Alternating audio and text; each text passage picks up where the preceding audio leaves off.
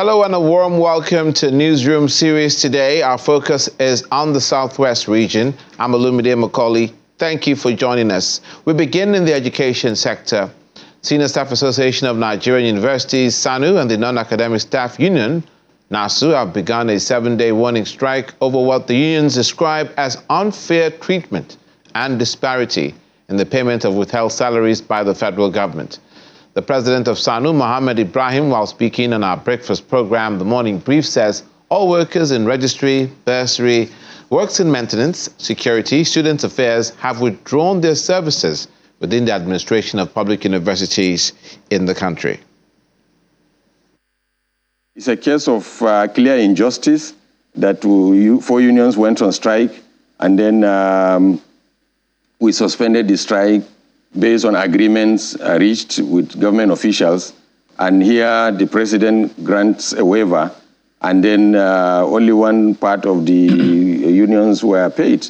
So we drew the attention of those that matter, because we realized that we felt that it was an error somehow, because we could not fathom how such a misnomer could happen. But what is becoming disturbing is that upon all the assurances made by the Minister of Education and officials of the ministry, it remains mute, as far as the Office of the Accountant General is concerned.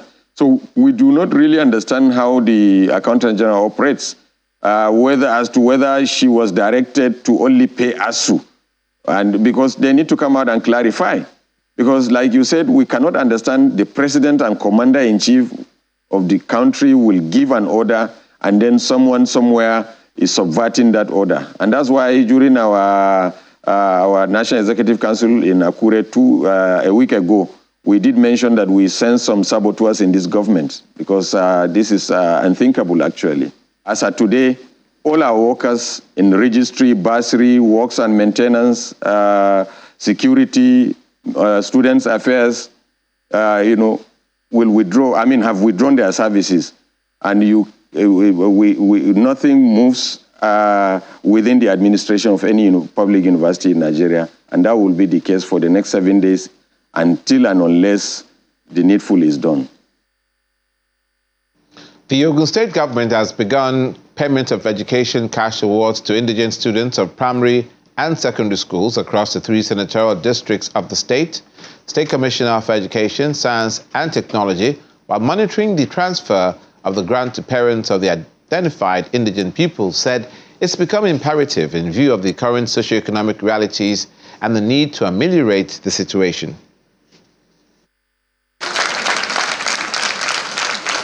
Following the commendable outcome achieved in delivering gratuitous healthcare services to approximately 70,000 destitute inhabitants across various local government areas, attention now shifts towards the education sector with the inauguration of the Education Cash Award for underprivileged students attending public primary and secondary schools across the tripartite senatorial districts of the province. Emanating from a backdrop of heightened socioeconomic hardship, these measures represent a concerned endeavor to eliminate the hardship in the prevailing circumstances. An electronic disbursement of 10,000 naira has been facilitated to the guardians of eligible pupils with the intention of bridging the gap. We are targeting our indigent parents, because particularly children from very poor backgrounds, and that's something that we need to see how we support these children for them to be more comfortable. Some of them will use it as part of their uniforms, some of them will use it for food, some of them will use it for their books. So you will see that it would really, really help them a long way. It will go a long way with these parents. In overseeing the implementation across various educational establishments in Abeokuta, the state capital, the Commissioner for Education, Science and Technology reveals that 100,000 poor students are poised to benefit from the initiative. Ordinarily, we can just stay in the office and this thing will get to them. But, people will not believe. And that's why we move from schools to school, at least symbolically. We cannot go to all the schools. We have over 2,000 of them. So we go to some schools to let people see in all the 4 divisions in Ogun State. So what we are doing now is we are meeting the parents, giving them the governor's message again, and then as we sit in the hall, they get the alert. And you will see we have gone to about 6 schools already now. And they have received the alerts. We are in another school now, about 4 schools to be handled now. Some of the beneficiaries expressed gratitude after receiving the financial grant on behalf of their dependents. I will use that money to repair the uniform. Then I will change the sandal of that boy. Then I'll buy a book for him. It constitutes an aspect of the 5 billion naira initiative and palliative measures unveiled by Governor Dakwa Abiodun, strategically devised to assuage the adversities prevailing in the state. The Ogun State Governor, Prince Dakwa Abiodun, has said that his administration will deliver about 10,000 housing units before the end of his tenure in order to bridge the deficit in the sector, as over 4,000 units have been delivered so far. He made the disclosure while playing host to the Managing Director and Chief Executive Officer of the Federal Housing Authority at his Okemos office in the state capital. We are now at the point where people are paying us way ahead when we haven't even started a phase, which would never have happened in the past because, trust was totally broken between government and our people. We have our Gateway Mortgage Bank here who managed to get a facility that they are now on lending to our civil and public servants.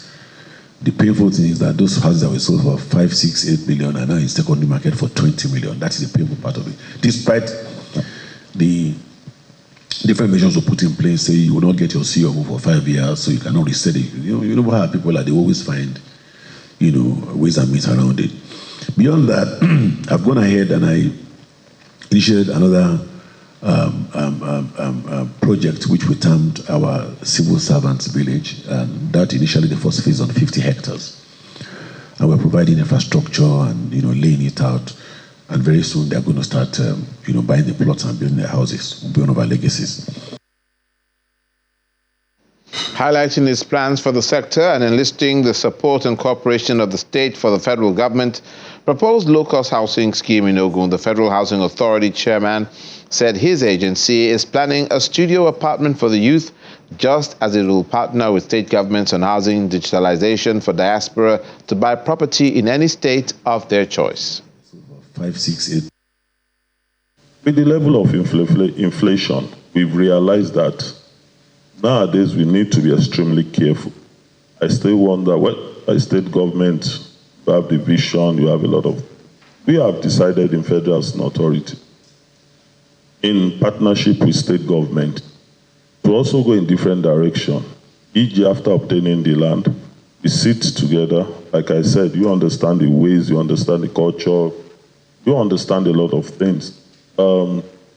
If you also own data of your state workers, and you own data of who is who in your state, we are looking at partnering off-takers, whereby with the civil service, with the data, you will be able to probably give us who and who, because we have a federal housing, like a mortgage bank, that we run in FHA.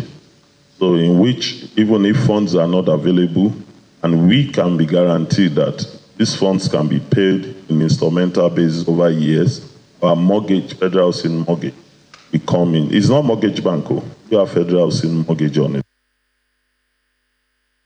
The wife of the Oyo State Governor, Mrs. Tamina Makinde, has called on well-meaning Nigerians home and abroad to join hands with the government in order to make life easier for senior citizens in the state. Mrs. Makinde made the call in Ibadan, the Oyo State capital, during a free health care initiative aimed at ensuring the health status of the elderly. An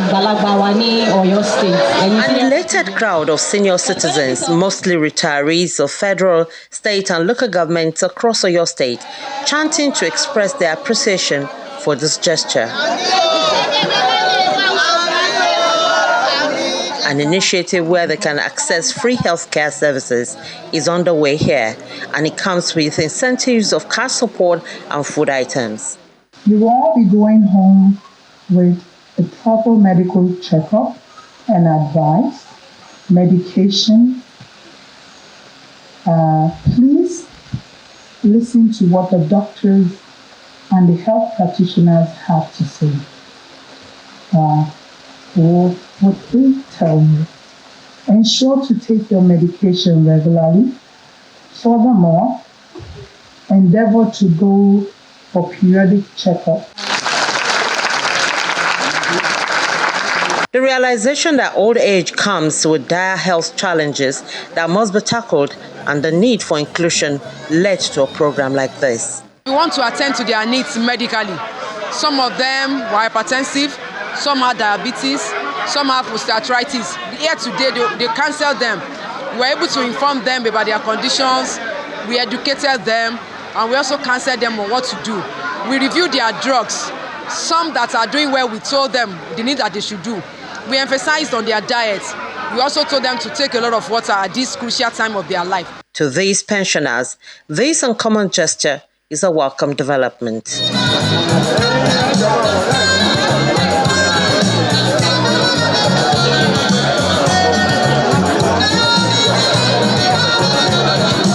It is a testament to the belief of His Excellency Seyi Makinde and of course the wife that pensioners should live long to enjoy the fruits of their labor. It is a quick departure from what we used to have during the heydays of the past administrations. If you look at our members, they look radiant, they look more handsome, they look more beautiful, even at old age. With most pensioners in Oyo State already enrolled on the Oyo State Health Insurance Scheme, initiatives like this, if made more frequent, could greatly impact positively on their health status across the state. Bukola Oriowo, Channels Television News. Ahead of the forthcoming All Progressives Congress APC governorship primary in Ondo State, all unit managers and ward supervisors in Ondo North working for an aspirant, Senator Jimoh Ibrahim, have submitted their reports to APC stakeholders in Owo. This is part of the mobilization activity of the governorship aspirant aimed at reaching out to members of the APC at the grassroots in the state. Senator Ibrahim has also called for unit-by-unit meetings with the people across the state.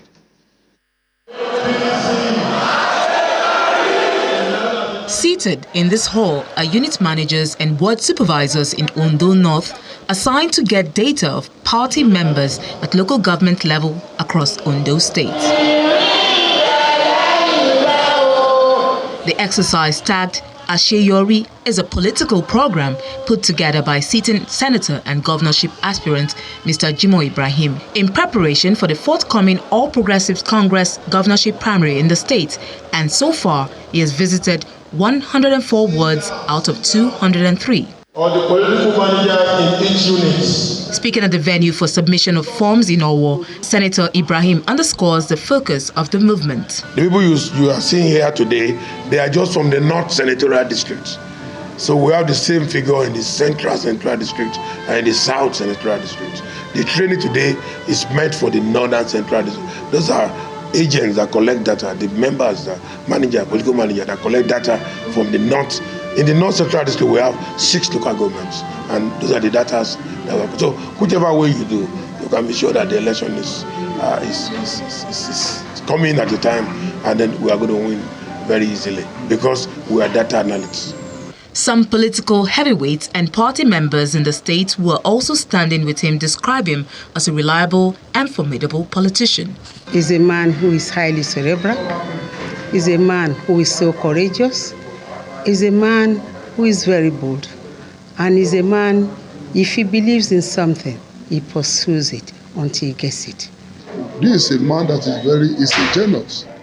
When he laid down the program that he's having for the state, you will know Ondo State is going to be better. The approach that we have used for this impending primary election is quite different from the conventional one that everybody knows, where people will come and say they are adopting this, they are adopting that. We have gone directly to the grassroots, to the people who will do the voting on the day of the election. He's highly cerebral, super cerebral, and is the type of person I think that will handle this state and bring a lot of positive changes to the governors and people of Ondo State. And whoever can do that, I think is a man to support. There are 6 local government areas in Ondo State, and the governorship primary is scheduled to hold on the 26th of April. Welcome back. The Director General of the National Health Insurance Authority, Dr. Kelechi Ohiri, has asked the state government to invest in public awareness to ensure that more citizens register under the health insurance scheme provided by state and the federal government.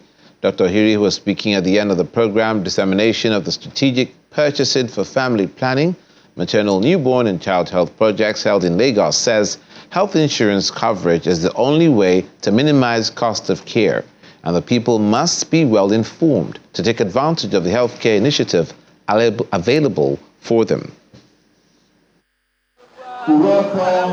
Several healthcare initiatives are being rolled out by the state and federal governments to provide quality healthcare services to Nigerians.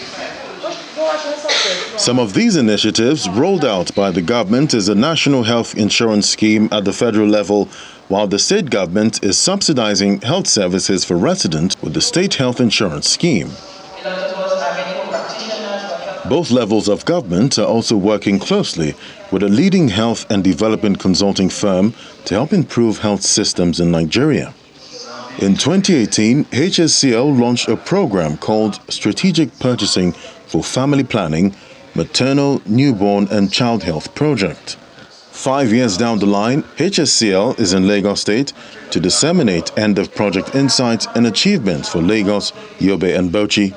This project was designed and implemented over the past 5 years, 8 months, support to build the capacities of the state institutions responsible for designing and implementing health insurance at the state level, particularly in Lagos State, and also support the other institutions that had a role to play in ensuring that Lagosians, Bauchi and Yobe residents understand, enroll in the health insurance programs and actually receive the care. The Bill and Melinda Gates Foundation is also part of the SP4FP MNCH project and our state governments to leverage on the advantages of the program. We hereby hope the government will uphold its commitment to enhancing the healthcare sector, leveraging initiatives such as the Nigeria Health Sector Renewal Initiative and the Health Sector-Wide Approach SWAP, which will steer us towards a healthier and more prosperous country. Lagos State Health Management Agency, the Yobe and Bauchi state governments commend its partners for supporting the growth of the state's health sector. It's been a very activity-laden 5 years with significant milestones and wins. They supported the integration of the full complement of family planning, HIV and TB services into the Ilera Eco Plan using actuarially determined data. The HSCL has supported the BASHMA through the different agencies to do the health needs assessment, health facilities assessment. The HSCL supported us in various means in establishing the agency. I could say that they're actually very key in establishment of the agency. The Director General of NHIA, Dr. Kelechi Ohiri, highlights the role of government in providing healthcare services for the vulnerable population, which is in line with the universal healthcare coverage. We have an objective and a mandate that I must say borders on obsession to expand coverage and bring more Nigerians under financial protection. And that's why our second objective is an equity objective that leverages both the Basic Healthcare Provision Fund, that is a federal intervention in collaboration with the states to ensure that the poor and most vulnerable are covered. The Lagos State Commissioner for Health, Professor Akin Abayomi, touches on the issue of family planning and also emphasized the need to urgently address the ongoing relocation syndrome in order not to run into personnel problems. Now, there's no doubt that Nigeria and Lagos are producing a very high quality of youth bulge. And in fact, when you talk about the JACPA syndrome or the brain drain, what does that equate to? It actually means that we are exporting human capital. We're exporting intellect. We're exporting brains. And all over the world, they're after our Nigerian intellect of our youth bulge. And so it's critically important that we're able to retain those brains within our environment, those that wish to go out, that we make sure that we can encourage them to come back. Health professionals in this room speak in one voice, saying that advancing access to family planning and maternal newborn health services must be prioritized across states to reduce the burden on parents, as well as achieve one universal health coverage in the country. Some more news on the strike action by staff of universities in the education sector. In Lagos, the UNILAG chapter of the Senior Staff Association of Nigeria and the Non-Academic Staff Union of Universities is enforcing the industrial action, insisting that the federal government has a history of reneging on agreements made with workers.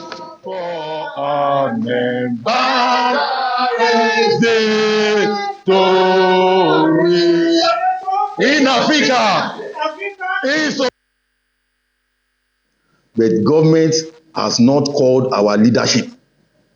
If government are taking steps to call our leadership and give them a promise of paying social time, this strike might not have come up at all. But the government felt that we are not important. So if they felt we are important, they will have spoken out. We heard from the Minister for Education that they are working on it, they are working on it. How long will they take them to work on it? So what you are trying to drive at is that you cannot have 4 children. The 4 children, all of them committed the same offense. You now gave one food to eat and put the other people under hunger. So is that justice? There is injustice in the system. So the leadership of our union has tried their best. It's only the government does not fulfill promises. They don't fulfill agreements. They don't fulfill understanding. Rising from its national emergency meeting at the College of Medicine, University of Ibadan, the National Association of Academic Technologists, NAAT, says effective from Wednesday, 28th of March, the union will begin a 3-day warning strike to drive home their demands. The union, speaking through its president, Comrade Ibeji Nwakoma, noted that despite the fact that the federal government has approved the payment of their salaries, they remain unpaid. He added that several engagements with the management of universities across the country has not yielded an appreciable result, and this has necessitated the move to go on strike. Some of the agitations of the union include the non-implementation of approved career elongation grade level 13 to 14 and 15 as agreed with the federal government. Considering the injustice we have suffered in the hands of government, and we all know that government has pushed us to the wall. We have sought all means to get through to the government, and not even our letters were acknowledged. And by today's Zoom NEC meeting, our NEC has resolved that on Wednesday, 20th of this month, we're going to proceed on 3 days warning strike. The first day will be accompanied with protests across the nation, across the branches, all our branches. And after that, on Thursday and Friday, which is the second and the third days of the warning strike, will shut down the entire university sector. Newsroom series, thank you for watching. I'm Olumide Macaulay.